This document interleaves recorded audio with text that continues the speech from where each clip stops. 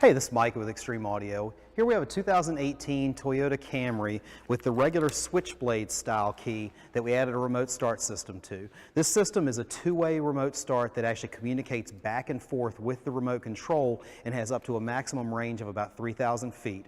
Let me give you a quick rundown on how this remote control works. So you have a 4-button remote with your lock, unlock, trunk, and start buttons on it. If you want to lock or unlock it, you simply press the button one time, and it'll lock the doors with a confirmation of a green light and blink on the remote to let you know that the vehicle actually received the signal. If you hit unlock, you get the same confirmation beeps back as well, but you get 2 of them on the unlock versus 1 on the lock.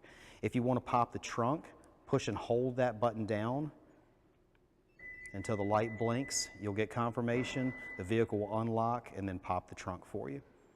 If you want to remote start it, press and hold the button down till the light blinks at you.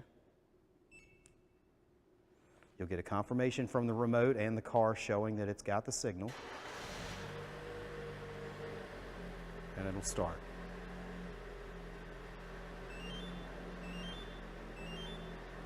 Once it's running, you'll get those extra beeps back from the remote control to let you know that the vehicle started, and then every 5 seconds the lights on the remote will blink to let you know the engine is running.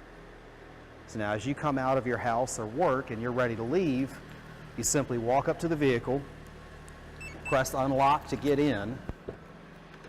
Once you get in, what's called a takeover procedure is getting in and putting the key in the ignition, turn the key on, and press the brake. The remote start is off and you're ready to go. If you have any questions on it, just let us know. Check us out at extremeaudio.org or swing by one of our Richmond area locations in Mechanicsville or Midlothian. Thanks.